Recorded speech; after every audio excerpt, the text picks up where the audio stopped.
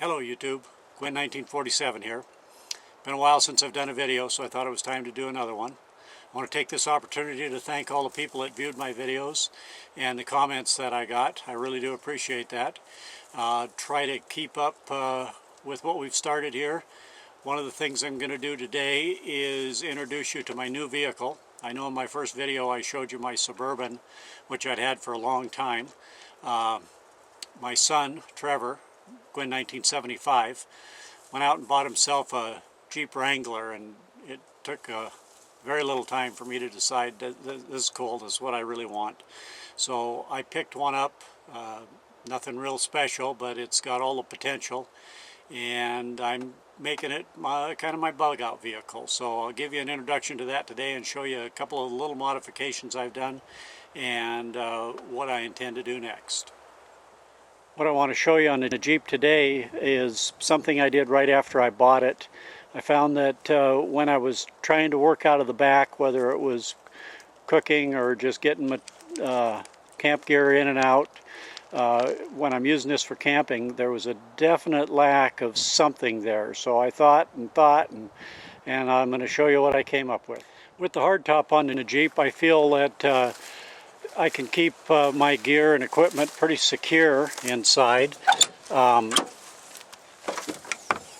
thing that this Jeep came with was a shelf here that you can actually put stuff underneath to store, and when you lock the tailgate, everything is secure under there. Nobody can get to it, even if they get in through the front of the Jeep. So I wanted to show you what I've got stored under there, and then show you a little something that I did on top of that. When I first bought my Jeep, one of the first things I noticed was that I just had a definite lack of room in the back. I was constantly trying to reach over and reach around things to work. And if I was out for the day just four-wheeling or exploring or even going camping, I really didn't have the room like I had in my Suburban. I used to carry just a folding table in there that I could set up, put my camp stove on, do my cooking and everything else. So I thought, well, there's got to be something I can do, and this is what I came up with. I don't know what you call it, but so far it's in its design stages, but it seems to work pretty good. I took some 1-inch pine 1x12 shelving, and I cut it to the length that I wanted, and then I bought some stainless steel piano hinges that you can see along here, and I put it together in such a fashion that it folds down flat on top of my Jeep trunk under here, and when I want to use it, it unfolds into a table. So once I got that figured out, then I tried to figure out what I could do to make it rigid to work off of. And I came up with an idea. I found some aluminum channel, 3/4 inch channel that happens to be the same width as the pine wood is flat. And then I took an old tent stake that I had, and I cut it down so it'll store inside, and I put a receiver in there. And now I've got a nice flat table to work on. See how well you can see that, but it's nice and rigid. It won't fold up. I've got the space all the way inside the Jeep, plus almost 2 additional feet outside. Okay, now you can see the table all set up. I've got the braces put on both sides, which gives it a little extra strength. It's about 2x2, which gives me plenty of room to set up my camp stove and cooking pots and anything else I want. One of these days I'll have to paint it black or something appropriate, but it sets up in just a matter of minutes, and it folds back up just about as quickly. So, and takes up very little room once it's all done. I keep a pot and a butane stove, little butane stove in my Jeep with me all the time. That way if I want to fix up some lunch or a snack or just heat up a cup of tea, I can do that. Today I'm going to try out one of the Mountain House emergency meals that I've bought. Chicken teriyaki with rice, a single serving. I'm going to heat up and make some raspberry tea. Good tea, it's high in vitamin C. This is actually just dried and crushed up raspberry leaves, and I'll put a measure of honey into that. So with the Brunton, I can keep my stove, I can keep a can of butane inside it, and it gives me a big enough pot to boil my water or cook in whenever I need to. So let's get that set up. All right, we got everything set up and going there. The stove's going, I got water on, I got my Mountain House emergency meal opened up and ready to go.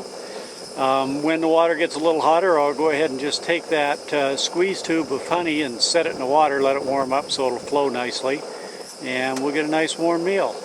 It's getting pretty chilly out here. Wind's blowing pretty good, so this will be good. Should have mentioned earlier that I've got my traveling buddy with me, Ona. He's out exploring. So we'll get her the video here pretty quick. Ona! Ona!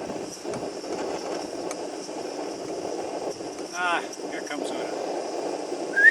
Una! Find any squirrels, huh? Find any squirrels? Squirrel? See a squirrel?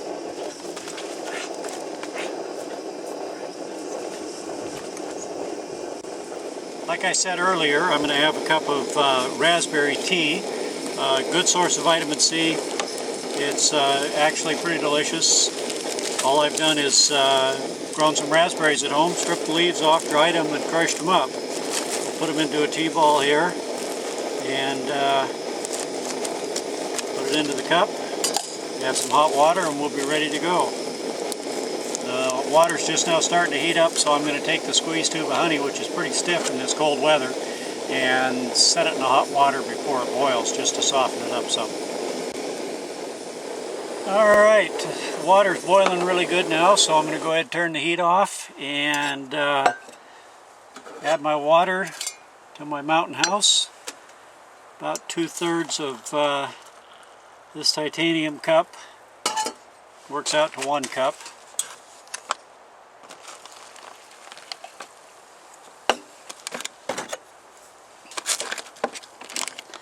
Stir it up real good.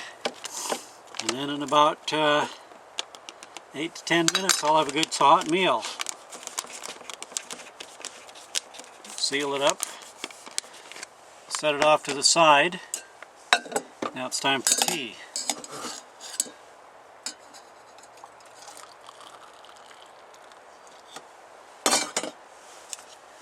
I don't know about you guys, but I like my tea nice and sweet, so we'll put some honey in there that I had warmed up in the hot water.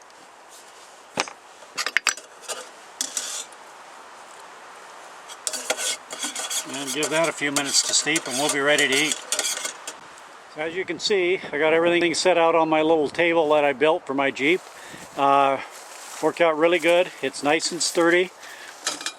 I can put, I don't know how much weight I can put on there, but probably quite a bit, more than I'll ever need. It's right at a good working height. It's just a little above waist height when I'm sitting on flat ground. So that all works out pretty good. And right now we're just waiting for the meal and the tea. I'm out here today with Trevor. He's doing some bushcraft stuff that he's been working on quite a bit. He's sitting up on the hill there. He's got a nice fire going. He's got a little shelter set up. So once I get my meal all set and ready to go, I think I'll join him up there around the fire.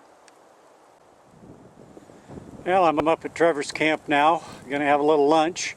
He's working on his bushcraft stuff. One of the things he did today was improvise a cooking grill. And he scrounged around out here on this old piece of state land that we're on, and he found an old grill. Put it over his fire, and he's cooking up a little bacon on it. It actually smells and looks pretty good. So I'm going to eat my Mountain House emergency meal now and see how it is. Alright guys, we finished up our lunch, put everything away. I'm going to show you how this table folds up. It's really pretty simple. You just take the aluminum sides that I've got on here and pull them off. And the leg itself comes right off like that. The table then folds back in, folds down, it raises up just probably less than an inch and a half off the top of the deck. I can then store my braces underneath where I keep my tools, and I'm good to go. Takes a few minutes to set up and a few minutes to tear down, and I've got a good working surface for just about anything that I want. Hope you enjoyed that, and we'll talk to you later. Come on, girl, let's go. Let's go home. Come on. Good girl. Come on, get in. Get in. There you go. Get on your side. Good girl. Sit. Or don't. Good girl. Good girl.